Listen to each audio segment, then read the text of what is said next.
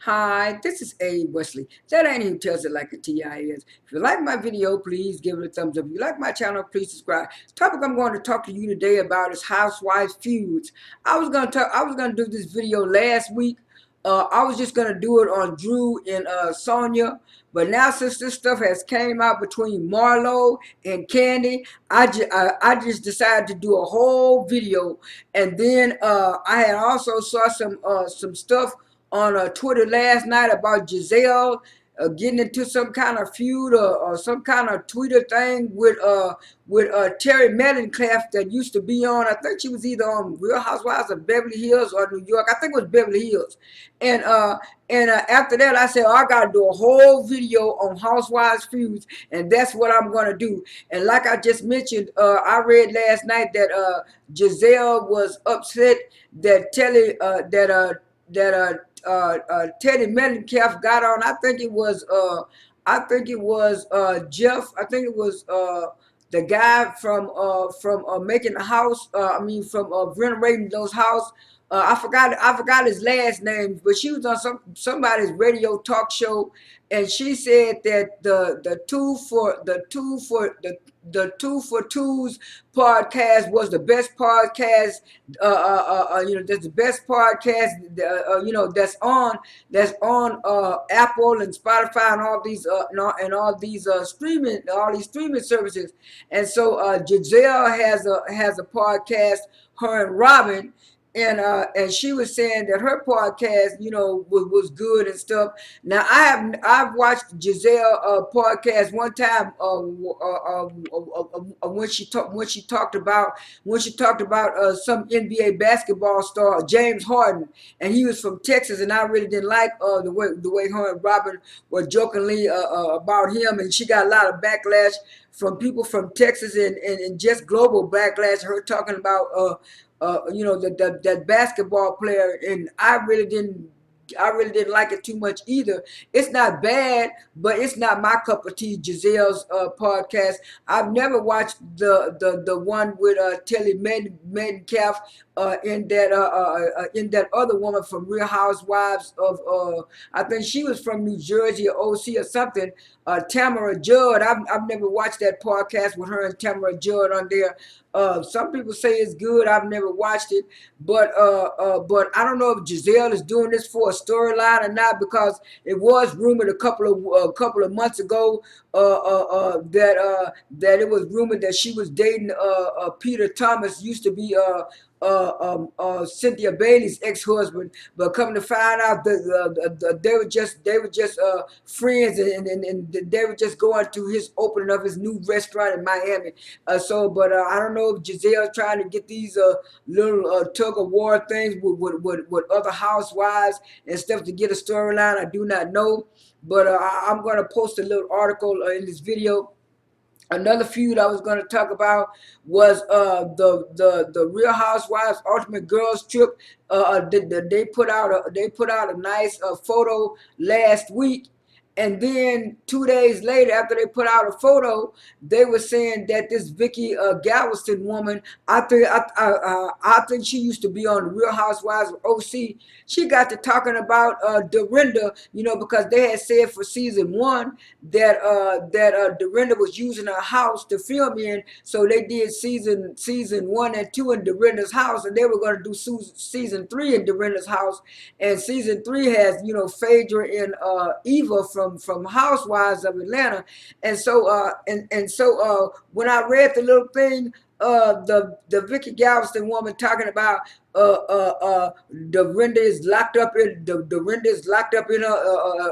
a big old house, and it looks all lonely and creepy, and she must be miserable because she couldn't live out in the country and be miserable and stuff like that. And then Dorinda kind of clapped back and said, you might not like my lifestyle, but I like my lifestyle. It's quiet, is quiet, and it's quiet atmosphere, and I have people around me, or I have my team and a lot of people around me, and everybody who comes to my house likes my house. So I don't know if Vicky Galveston was trying to start something with Dorinda, because both of them were supposed to be on Ultimate Girls Trip part 3. Now I did watch some of part 1. When they were showing reruns in the summer, and then I caught 1 or 2 episodes on Peacock. But I have to catch up on season 2 and 1 of Ultimate Girls Trip, because I did like season 1 a little bit with Teresa and Cynthia and Kenya. So I'll try to catch back up on that. But the other big housewife feud is with Drew and Sanya. And stuff like that, and like I said, when I did my videos on Housewives, you could tell from the last episode that she was making up all kinds of reasons for her to be mad at Drew and stuff. And I did a little comment on that, but I wanted to give it a fair shake. I just didn't want to just be on Drew's side, just to be on Drew's side, because I like her.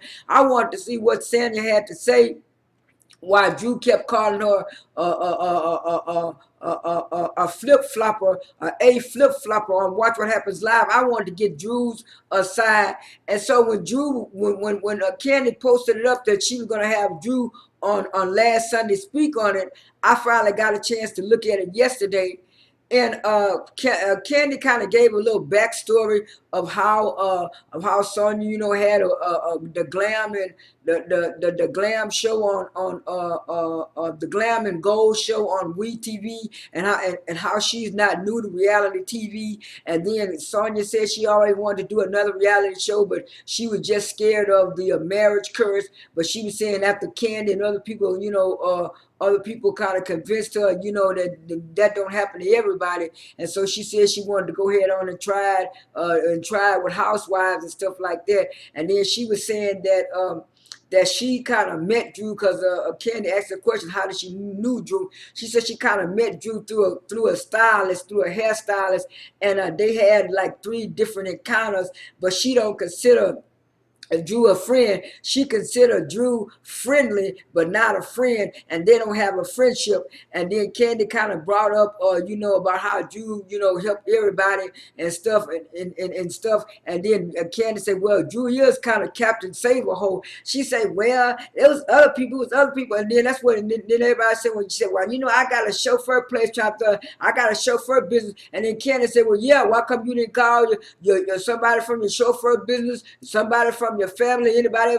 Well, I just got through talking to Drew on the line and all that kind of stuff and stuff like that, trying to make all kind of excuses and stuff.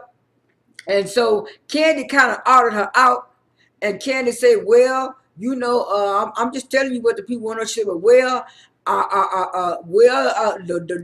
good for production, because you kept on going on and on and on and on." She said, "Yeah, I kind of talk a lot. She said, "But the reason why I was giving you the side eye, doing filming and while the episode of that show," she said, "because after the episode, you said you and Drew wasn't friends, but you were still talking to Drew." And she said people behind the scenes didn't know that you and Drew were still talking, and that's why I understand Drew said she's flip-flop, because even Kandi said even after they filmed the scene, she was still talking to Drew. And if she felt what Drew did to Sheree was such a big deal, why was she still talking to her? Sonya could not say nothing. I think Sonya was so surprised on Speak on It that Kandi outed her butt, that she was so surprised. And Kandi said, "Well, you were still talking to her. You were still going to places with Drew even after we filmed that scene." Sonya could not say nothing. Sonya is doing the same thing that Kenya did with Portia from season 9 on up to 10, 11, and 12. She's using Drew for a storyline, and it's backfiring on her, because most of the people are on Drew's side. They were saying, and I read some tweets yesterday. I haven't watched Real Housewives of Atlanta this past Sunday, but I'm gonna catch up on it. But what it is, even people was saying the same thing in the tweets, where they don't understand Sonya. They don't see nothing that Drew really did to Sonya. So Sonya is just making up this stuff, like I said a long time ago. Now on to the last feud with Kandi and Marlo. Now at first I was on the Kandi side. I was saying, yeah, Marlo is wrong for saying this stuff. What she said on